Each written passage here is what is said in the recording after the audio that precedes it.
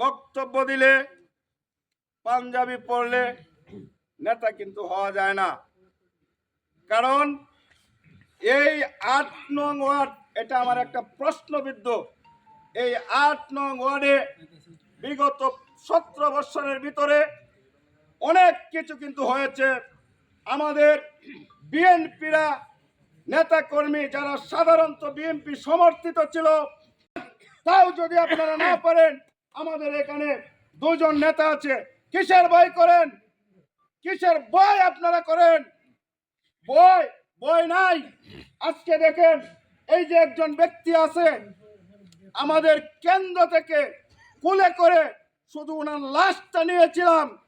যখন শোয়া ছিল, আমরা কোনোদিন ভাবি নাই উনি আমাদের সামনে কথা বলবে, উনি আমাদের সাথে বসে থাকবে, উনি আমাদের সাথে প্রোগ্রাম করবে। এ পর্যায়ে উনাকে এইভাবেই একটা নির্যাতিত করা হয়েছিল। অশেষ আল্লাহর রহমতে উনাকে আমাদের হাতে ফিরিয়ে দিয়েছেন। সকল কিছুর মালিক আল্লাহ। আরেকজন দেখেন, এই যে দেখেন মহসিন ভাই, ওনাদের উপরে কি পরিমাণ নির্যাতিত করেছিল দেখেন। আমাদের আপনারা সকলেই হয়তো আসবে না, প্রার্থী আসবে একজনেই, যার হাতে থাকবে দানের শেষ। তাকে আমরা জীবনের বিনিময়ে হলেও তাকে আমরা এমপি করব।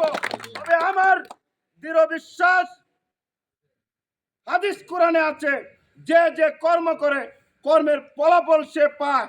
আমার দৃঢ় বিশ্বাস, আমাদের ডক্টর রফিকুল ইসলাম হিলালি আগামী দিনে আমাদের মাঝে মনোনয়ন নিয়ে আসবেন।